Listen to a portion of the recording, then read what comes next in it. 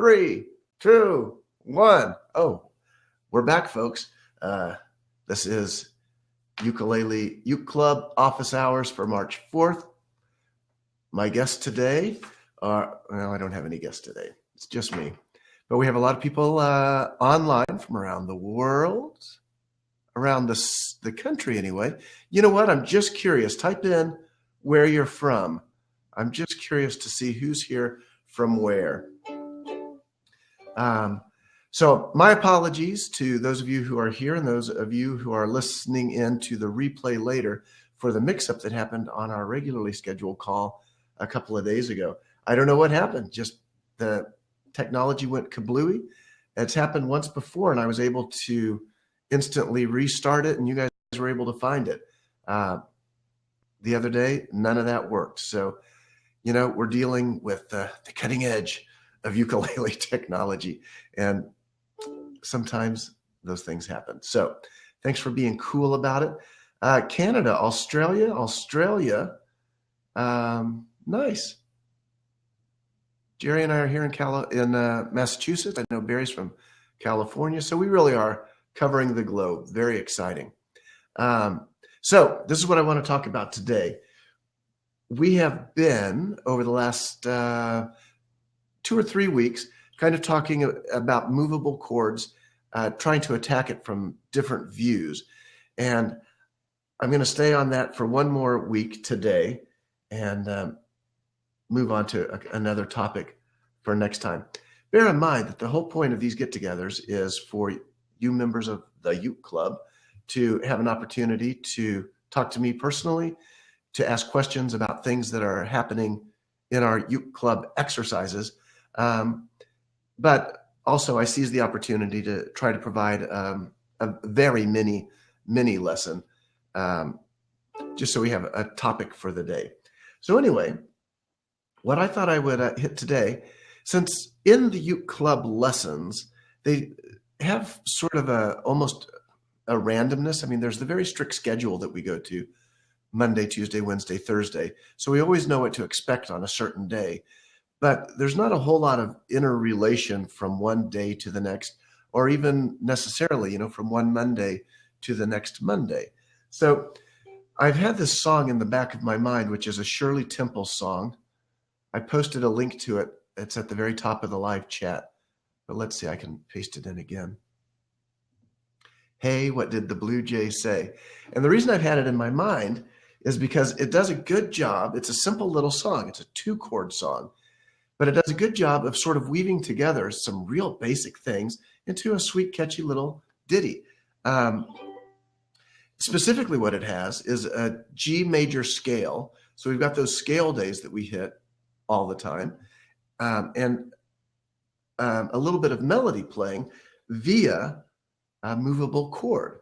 So I thought it would be nice. It's probably not a song that anybody knows because I sort of live in the sad, lonely world of 1930s music and movies. And when I'm not there, I'm in the 1920s. So I'd be surprised if anybody knows this particular song. I think even by Shirley Temple standards, it was not really a big hit. But anyway, there's a link there so you can go listen to and hear Shirley herself perform it. Don't worry, I'll walk you through it right here. So the point is, we're getting 2 of those skills that we keep touching on in the Uke Club lessons, scales, and another one, movable chords, and then one that we've talked about among ourselves without it really coming up in the daily lessons is melody play. So the 2 chords, let me adjust here so you can see the uke a little better. I don't know if you can tell, I'm getting over a cold, so I apologize for my kind of voice. The 2 chords that we're talking about are a G chord, G major, and D7. So let me strum through the song. It's very, very short. I'm going to strum through it without adding any interest to it. I'm not going to try to make it dull intentionally. I'm going to play it the way I would play this song if I knew this song, but I only knew the 2 bass chords. And then I'll sort of hum the melody so you can at least see where we're going. Dum, bum, ba-da-ba-dum, bum, bum. Da-da-da-da-da-da-da-da-da-dum, dum. Ba-da-ba-dum, bum, bum. Ba-ba-da-ba-da-ba-da-ba-da-bum, bum. Ba-dum, bum. Ba-dum, bum. Bum, bum, bum, bum, ba-dum, bum. Da-da-da-da-da-da-da. Ba-ba-da-ba-da-ba-da-ba-bum. All right, so you can tell it's a cute little kind of children's songy thing. Now, here's the way we're going to look at it. I'm going to play it for you the way I'm envisioning it, and then we'll talk through what's happening here. I have to look away from you and see what I'm doing. By the way, can you hear the ukulele okay? I know my big voice is close to the microphone. Ukulele all right? So, with a little melody and a scale,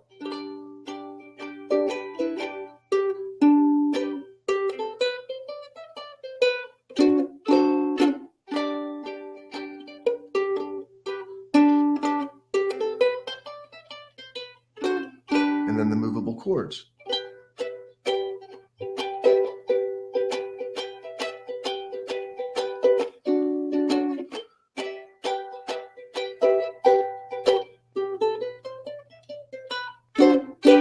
That's it.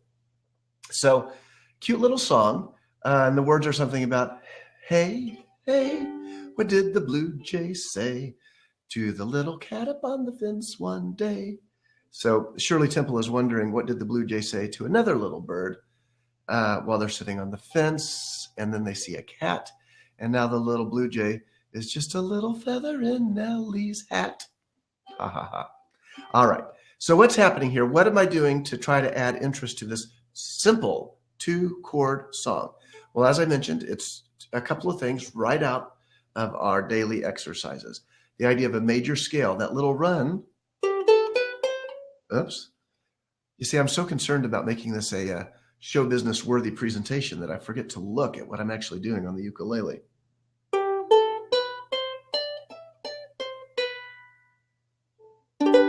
So that's a G major scale.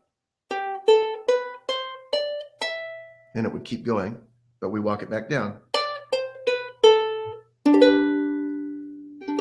Plucking single notes out of the scale. It happens to match the melody of the song exactly.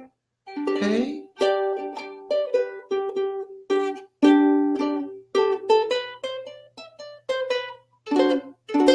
So as it comes out of the G scale, it switches over to that D7 chord. So it's not as dull as just inserting a G scale into the song. It's the melody and then into the chord movement. So let me show you how I'm playing that little melody bit right at the beginning. This is not something that really comes up in our daily lessons, but it's something that we've talked about amongst ourselves and that I really like, which is the idea that you can find the melody of the song very often built right into or right around the chords that make up the song.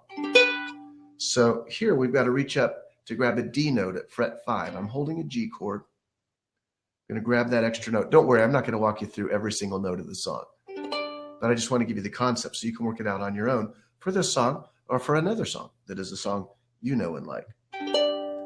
But you see how I'm adding a note onto the chord itself? And that's, hey, what did the blue jay say?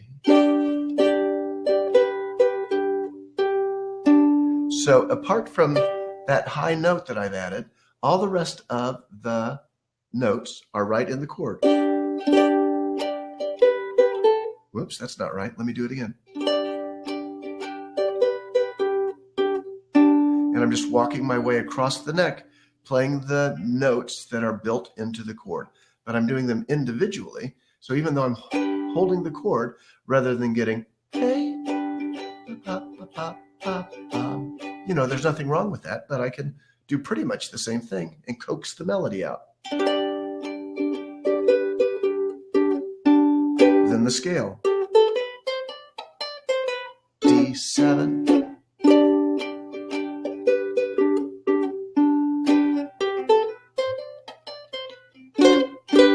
And then it goes way up the neck for our movable chord concept. Before I jump right into that, let me just say that you should take advantage of our Facebook group and these live sessions to ask questions about movable chords, because they're not covered specifically in our uke club lessons. And to me, it's one of the most valuable concepts that you can add to your repertoire. So the melody jumps way up here. Now, what is that? Well, this is one of the things that we have talked about. It's a G chord. So I move it, work my way up. Gosh darn babies. So it's G with a high note.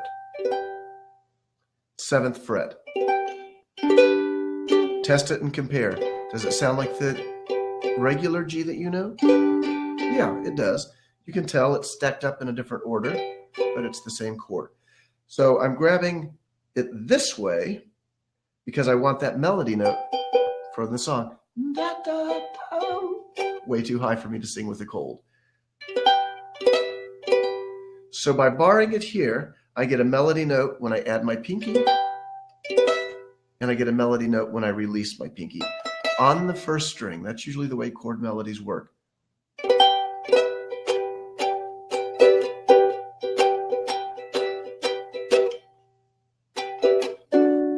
And right there is the beauty of doing this via movable chords. I've jumped from a G way up here to a D down here, similar to a D7, but I've added that note. But it's the same shape that I was doing at fret 7. So the nice thing about that is you don't have to think at all. It's the same shape, D chord now, but in a different place. And you know, in a nutshell, that's the idea of a movable chord, is the shape moves up and down the neck. The shape stays the same, but the chord changes. Chord name. D, D sharp, E, F, F sharp, G. So I'm just working my way up the neck and up the scale with the same shape. So that little section of the song goes.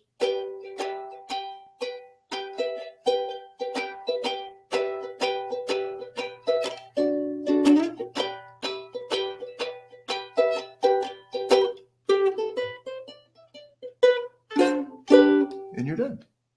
So I hope you see the value of being able to combine some of those really basic ideas to mix and match them a little bit and create something that is interesting. And,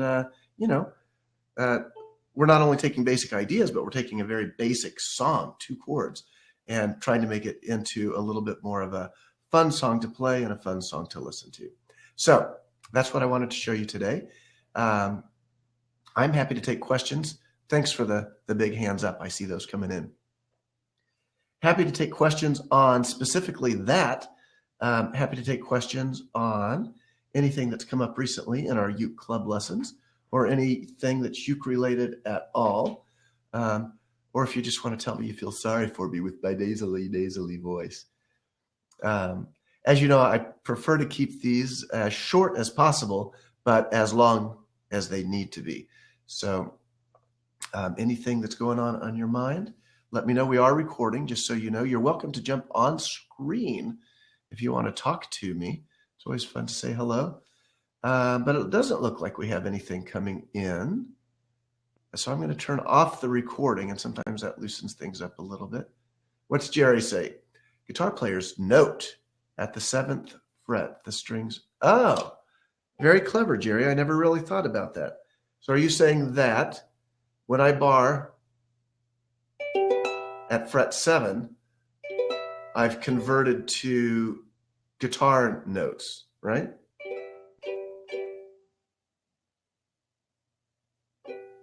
That's what a guitar player would be used to. Interesting. Good. So I'm going to hit recording. I'll stay on for a minute after I do that, but I'll just wrap things up for the folks who view this later. Thanks everybody for tuning in. I hope some of that information is helpful to you. And let me say on the record, we are technically only scheduled to meet once a month. That's the agreement that we all made with each other. I prefer to do it weekly. I feel like it gives us momentum, which I really like. But when things do blow up like they did the other day, or if I have to miss one for travel or something like that, I want you to know that I do wish that I could do every single one exactly right. But if we're doing it once a month, we're fulfilling our obligation, and hopefully we're doing it much more often than that for the fun of getting together and the value of keeping the lessons going.